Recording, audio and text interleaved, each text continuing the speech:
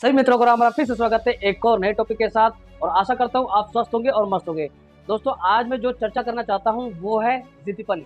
क्या जिद्दीपन होना जरूरी है? तो दोस्तों एक जिद्दीपन एक विचारधारा है, एक सकारात्मक एक नकारात्मक विचारधारा है। बट यहाँ पे आपका जिद्दीपन होना सही है या गलत है, एक उदाहरण के तौर पे समझते हैं।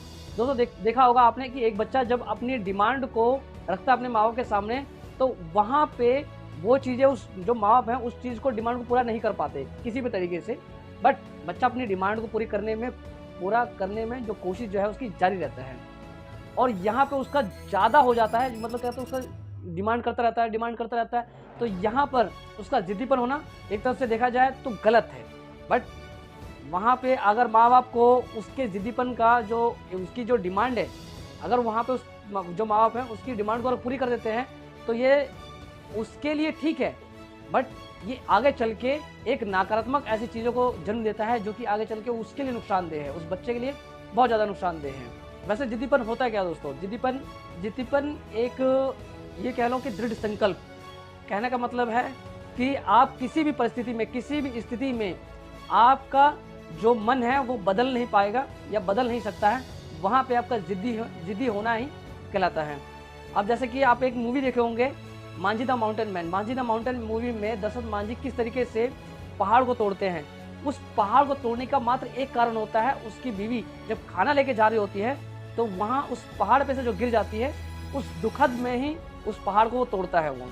अब ये सोचो कि वो इतना बड़ा कारण की वजह से वो इतना जिद्दी हो जाता है कि उस पहाड़ को तोड़ना ही तोड़ना है।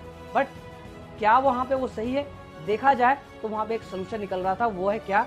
उस पहाड़ के बीचों बीच से रास्ता। क्योंकि काफ़ी लोग उस पहाड़ से, मतलब उस पहाड़ को क्रॉस करके दूसरे गांव जाया करते थे और जा कर के अपने जो सुविधाई चीज़ें होती हैं उसको लेके आते थे। इस चीज़ को मांझी द माउंटेन मैन जो है, जो दशरथ मांझी है, इस चीज़ को फील कर रहे थे।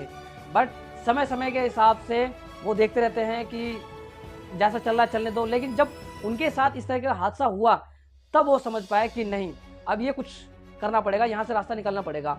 तब उन्होंने ठान लिया, तब उन्होंने दृढ़ संकल्प कर लिया कि कैसे भी किसी भी तरीके से मैं इन पहाड़ों के बीच में से रास्ता निकाल के रहूँगा। वो लगातार अपनी छेनी हथौड़ी से तोड़ते रहे और बरसों लग गए। 22 साल तक उन्होंने अपना दृढ़ संकल्प इस तरीके से बनाए रखा, अपना जिद्दीपन बनाए रखा, जिस वजह से वो पहाड़ जो है वो टूट पाया और उसके बीचों से रास्ता निकल पाया। तो दोस्तों यहाँ पे आपका जिद्दीपन कहूँ इस मूवी में जो एक रिलेट करता है कि जिद्दीपन सही है।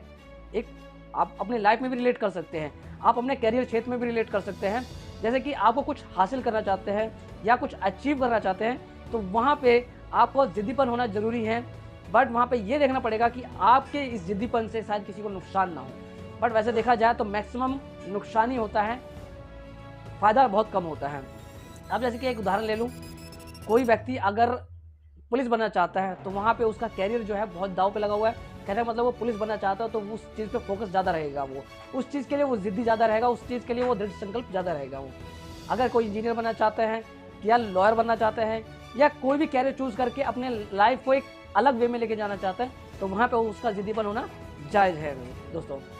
आप इसी तरीके से आप अपने कैरियर को में भी इस तरीके का जिद्दीपन इम्प्लीमेंट कर सकते हो।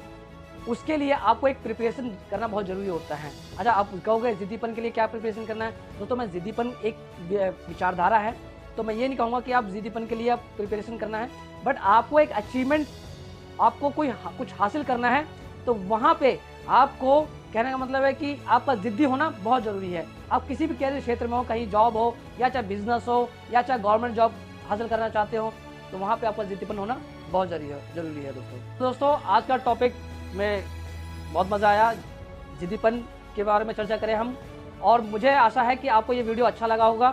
अच्छा लगा हो तो लाइक जरूर करना, कमेंट जरूर करना और सब्सक्राइब का बटन दबा के नोटिफिकेशन बेल को ऑन कर लेना, जिससे मेरी वीडियो आप तक जल्द से जल्द पहुंच सके।